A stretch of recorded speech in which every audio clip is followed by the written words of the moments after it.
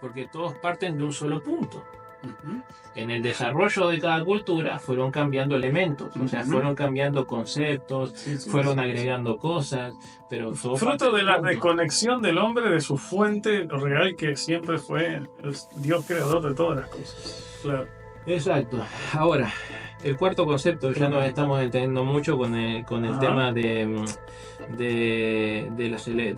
año del jubileo, porque el tema de Ezequiel es maravilloso. Hay otro académico que ha puesto otro artículo acerca del jubileo y la relación a Ezequiel 40 al 48. Ajá. Las medidas que se dan del templo son todos múltiplos de 25 y de 50. Qué interesante. 50 es el año de jubileo, la mitad es 25. Todo eso está relacionado con eso. Las fechas que desarrolló eso Ezequiel, relacionado con el año de jubileo y la fecha de expiación.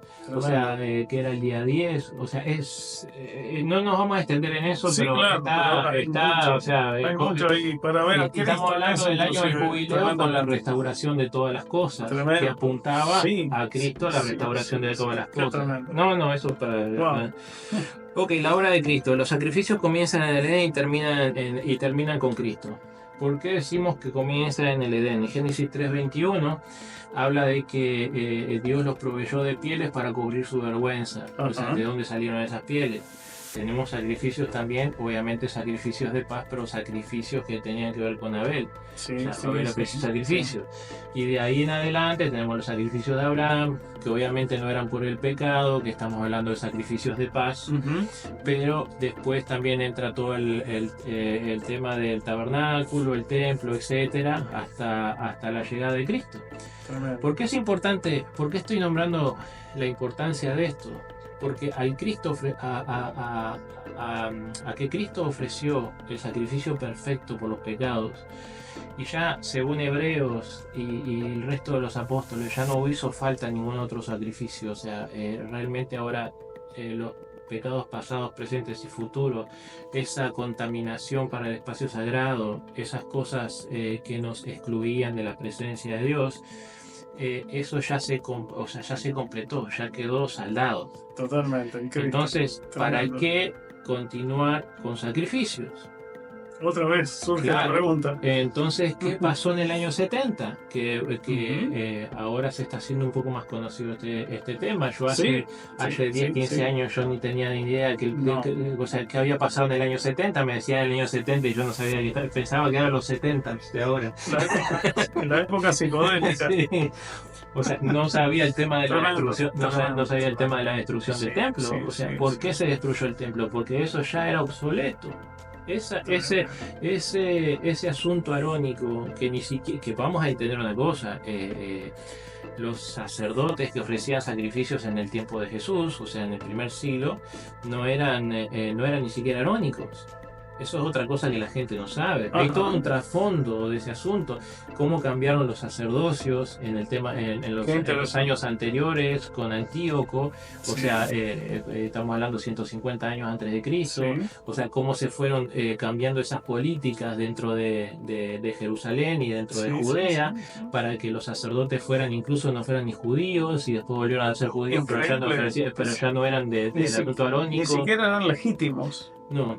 Qué tremendo. Había más un interés más político y propio. Exactamente, porque después, en la época de los macabeos, se instituyó al sacerdote como rey, o sea, que era el que tenía el gobierno. Qué interesante.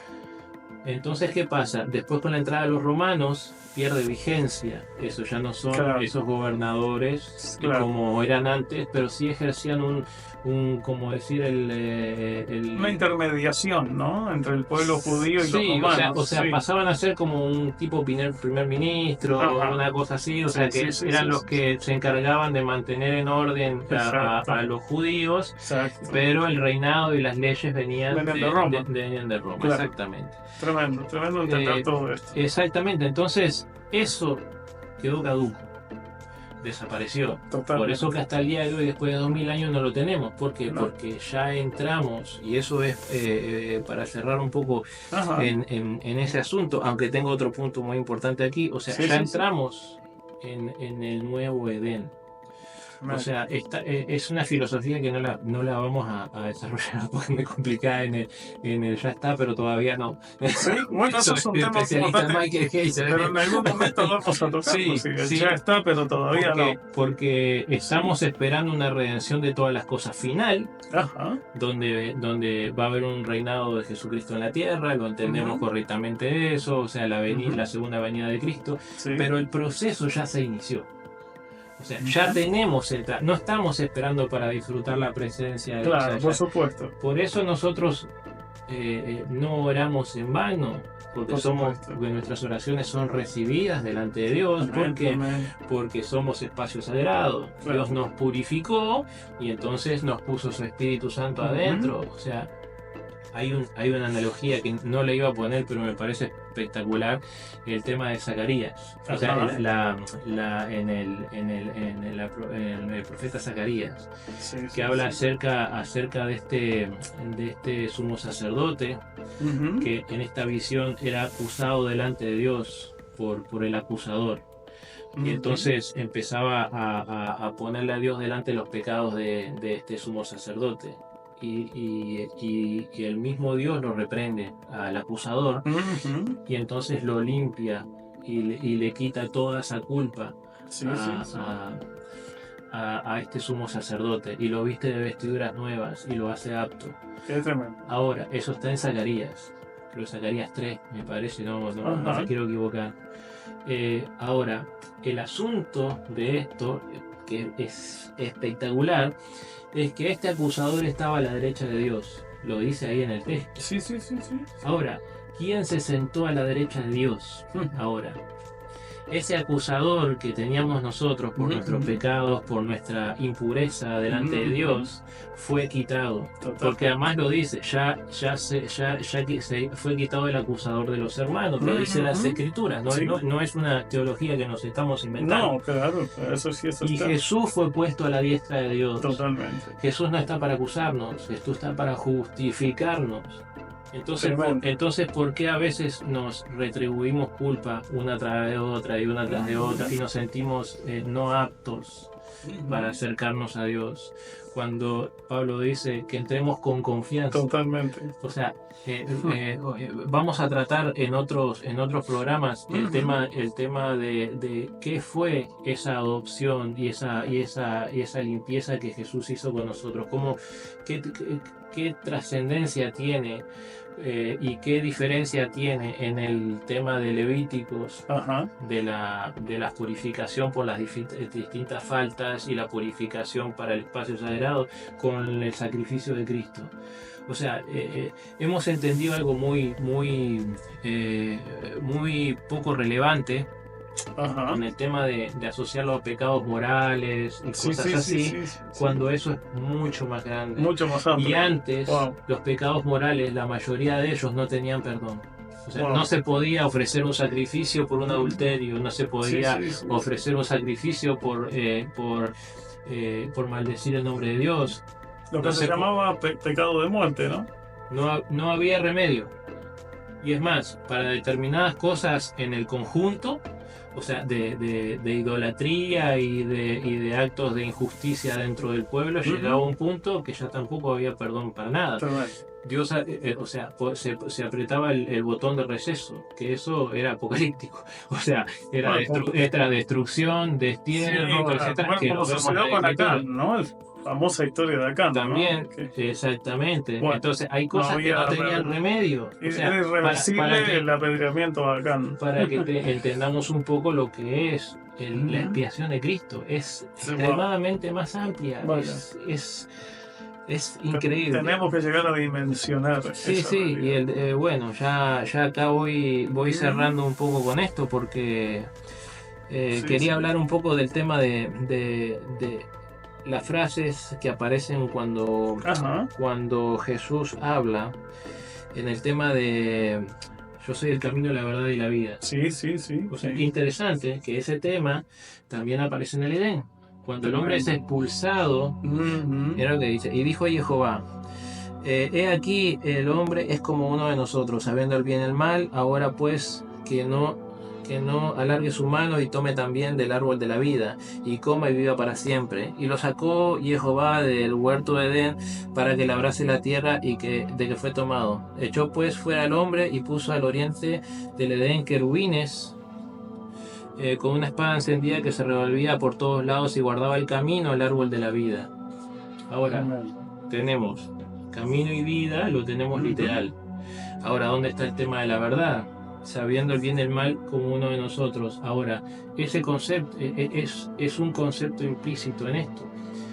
Eva quiso conocer la verdad por sí misma, no por lo que Dios le dijera. Tremendo. O sea, quiso, ok, acá hay un atajo para conocer, para ser como Dios, conociendo todas las cosas, no necesito a Dios. Wow. Quiso conocer la verdad por sí mismo y encontró mentira, no encontró verdad. En eso están todas las filosofías humanas, claro. Entonces Jesús, o sea, obviamente que entendemos esto este pasaje ser ligado directamente a la fe con el Hijo de Dios, pero podemos sacar esa analogía. O sea, Jesús nos abre el camino de vuelta a ese Edén, al acceso al árbol de la vida eterna, porque Él es la verdad. Porque Él es la verdad de Dios, y al nosotros obedecerle a Él, no estamos obedeciendo al maligno, estamos siendo fiel a Dios, que ese es el principal objetivo de la fe. La fe cristiana no es portarse bien, no fumar, no tomar, no ir a esto, no andar más allá de un buen comportamiento moral. Claro. El asunto es serle fiel a Dios, o sea, decido dejar todo esto. Totalmente. Por serle fiel a los principios de Dios. ¿Qué Dios quiere? O sea, dejo las cosas que son del mundo para las cosas que son espirituales. Para las cosas que entender que soy una nueva naturaleza y dejar la vieja naturaleza que ya no tiene nada que ver conmigo, por supuesto. En la conclusión, templo, reposo en Cristo, Jesús es nuestro sabbat. Jesús es nuestro reposo, Jesús es donde nosotros estamos ejerciendo, porque ese es el asunto, ejercer el propósito. O sea, nosotros tenemos ese reposo, ese lugar donde estamos ubicados para ejercer el propósito. Para tenemos ese descanso, ese reposo en Dios. La iglesia como montaña cósmica, restauración del Edén, o sea, Dios restaura el Edén en la iglesia, o sea, vuelve a tener esa relación que tenía con Adán antes de la caída, la vuelve a tener con la iglesia, lo purifica a través de Cristo y le da su Espíritu Santo. O sea, vuelve la presencia divina, se restaura en el ser humano, o sea, la presencia divina, nosotros pasamos a ser ese templo y entonces el Espíritu de Dios vuelve a ese templo que se había ido. Y se restaura la realidad de que Dios siempre quiso tener una familia.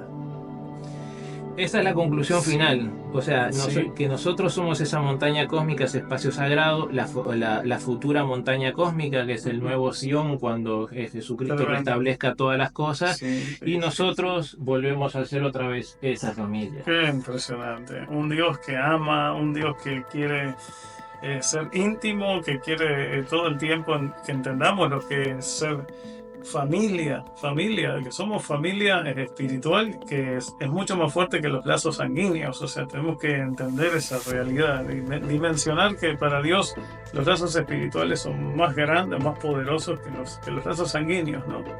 Qué tremendo el concepto de familia. El mundo físico vuelve a ser reconciliado con el mundo espiritual. Qué glorioso, qué glorioso. La verdad que, Gustavo, bueno, vamos a tener más temas como estos, ¿verdad? ¿Tenemos más? Esa es la idea, Julio. Sí, bueno. Esa es la idea. La realidad es que la iglesia tiene que entender que esto no es sencillamente volverme un filosófico, bíblico, académico, extremadamente sábelo todo, sino que la realidad es llegar a la revelación de la intención real de Dios y que esta verdad nos vaya transformando también, porque no son conceptos filosóficos, son conceptos espirituales reales que deben ser parte de nuestra vida y que vienen a transformar nuestra mentalidad para cada vez más conocer íntimamente la verdad de Dios en Cristo Jesús. Claro que sí. El conocer todos los libros. Amén. El conocer toda la historia, el ser extremadamente sabio, por Ujú, decirlo de alguna manera, ujú. con todos estos asuntos culturales y todo lo demás, si no nos lleva a una aplicación de cercanía espiritual Sí, con sí, sí, Dios, sí, sí. no sirve de nada. Totalmente. Ahora, el quedarnos en una inmadurez Ujú. por no querer, o sea, por pasar más tiempo con cosas que son superfluas y no Sí, sí, invertirle sí, sí, tiempo sí. al conocimiento de las cosas Tremendo, espirituales, el tremendo. desarrollo tampoco sirve de nada. Totalmente. Fuimos llamados a entender que estamos en una formación de Cristo en nosotros y eso debe ser nuestro todo, la verdad. Así que gracias, Gustavo. La verdad que te esperamos pronto, lo antes posible, para el próximo tema que seguramente va a traer mucha luz y va a traer mucha revelación y entendimiento de esto. La verdad que gracias. Y bueno, despedimos a todos los amados que están ahí y esperen para la próxima intervención que realmente viene mucho más. Así que gracias una vez más, No, Gustavo. gracias a ti por tenerme y un privilegio, la verdad. Bueno, viene mucho más. Así que, amados, bendiciones. Nos vemos a la próxima. Gracias y paz.